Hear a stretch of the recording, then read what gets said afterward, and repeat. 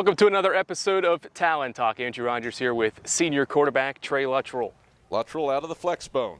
Takes the snap, fakes the dive, drops back to pass. Luttrell airs long, wide open. Zach Williams hauls it at the 25. Williams splits the hashes. Touchdown, Carson-Newman. Trey, let's start our walk here. Interesting journey for you. Two schools, and they're both South Atlantic Conference schools, Lenoir-Rhyne and now Carson-Newman. What's that been like? It was definitely a very prayerful journey. Out of high school, Drew Carnick gave me an opportunity to go play at LR.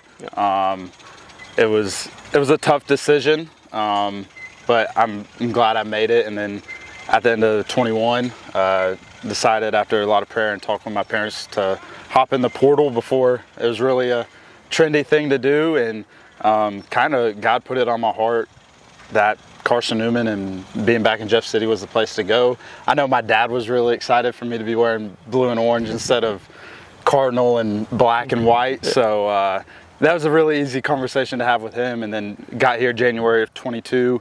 And it's been one of the biggest blessings in my life. You mentioned your parents. They both were athletes here at Carson-Newman, so you had that connection. But how much of an influence did they have in telling you about this school and what it could do for your future? Just growing up, my dad played football here, mom played soccer, and then my uncle also played football here as well. So, blue and orange on Saturdays was a normal thing. Saturday nights or Sunday mornings, I'd wake up and Dad is watching the Ken Sparks show. So it's always, how's Carson-Newman doing since I can remember? Showing family photo books of me being in this stadium before the KSAC was a thing. So, but my parents never really pushed us to a certain school. It was always just go where you want to be, go where you're going to fit in, go where you're going to have success. And Carson-Newman just so happened to be that place, and it was perfect timing. What sticks out in the memories that you've mentioned a little bit from your parents and what they told you about growing up, and how has that maybe come to fruition now that you've been in school here? I think with Carson-Newman football specifically, it's just the relationships. This is year 3 here. I have met so many great people academically with the professors of helping me transition from being at LR to here.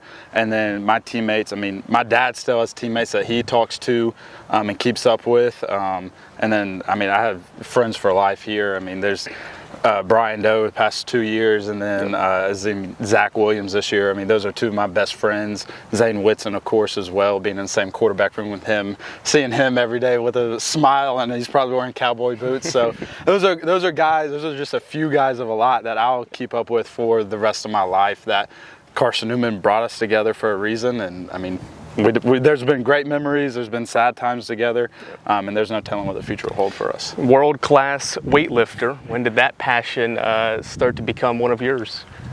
So once again, Dad is very elite at what he does. He's a high school football coach and a strength and conditioning coach. He's really, really good at it. He sent an athlete to Rio in 2016, Jenny Arthur, an amazing athlete.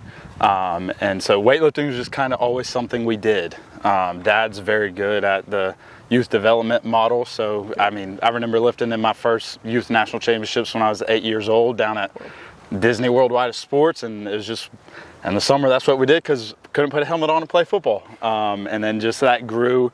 And then in high school, that kind of died. And then Travis Match, who's another elite level USA weightlifting coach, he started a team at LR, gave me a chance to be a 2-sport athlete at LR and do that and compete, and that was awesome. So it's just something that I always wanted to be with Dad, whether it's on the football field at practice, being the ball boy, getting water, doing whatever, or be in the weight room with him, or we called it the woodshed at the house, from a wooden dowel rod from the time I was 4 to competing on a national stage. Yeah, that's unique. Let's circle it back to your playing season now, your senior season at Carson-Newman. You suffered an ACL tear last year.